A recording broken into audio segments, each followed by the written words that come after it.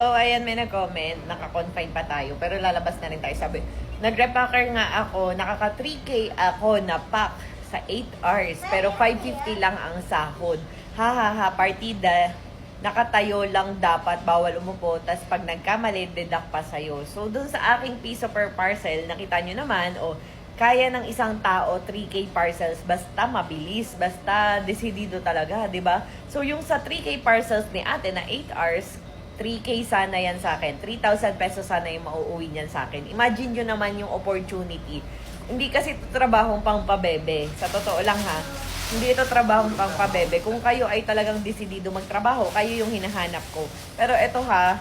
So ito, kagaya nito, sabi niya, 7 hours nag-work, kinita 243. Sarili mong gupit ng bubble wrap, tas tape, tas balot ulit. Okay, sana kung pakain man lang.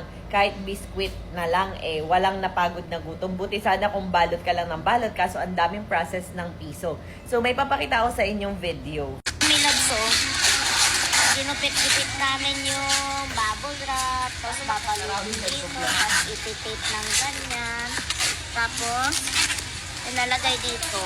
Pag nalagay mo na dito, saka lang piso. Ay, ate!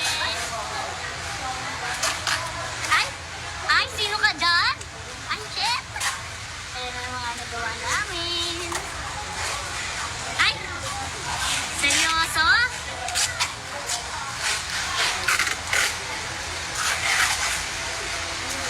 So kagaya niyan, sabi niya, ang nabalot lang daw niya ay 273 parcels. Kaya 273 pesos lang yata yung naiuwi niya. Pero kita niyo naman, ang dami kasi niyang time. Nag-vlog pa siya. Sabi ko nga, kailangan ko po ay tagabalot ng parcel at hindi vlogger. So, syempre, the more na cellphone ka ng cellphone, kahit sa namang trabaho, mas babagal at mas kokonti yung kaya mong gawin. Kaya ulitin ko, ang kailangan po natin ay mga desidido po magtrabaho. Hindi ko po kailangan yung maarte. Hindi ko kailangan ng mga ganun. Ang kailangan ko yung talagang batak talaga. Yung talagang kahit hindi sanay magbalot ng parcel pero gustong makarami.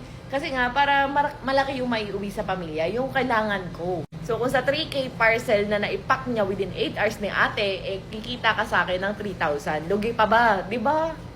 Tapos yun, sinabi ko dun sa staff ko na mag-provide ng food and drinks. Kaso nga lang guys, gabi na kasi nung, tapos madaling araw na, wala na raw sila mabibilhan. So ngayon na lang, yung mga ngayon na lang daw sila mag-aayos ng ganun. So sinabi ko yan kagabi, and may proof ako na sinabi ko kagabi na yung about nga sa food. Kaso nga wala na mabibilhan, gabi na, ganyan. Alam niyo naman ako pagdating sa pagkain, di ako madamot.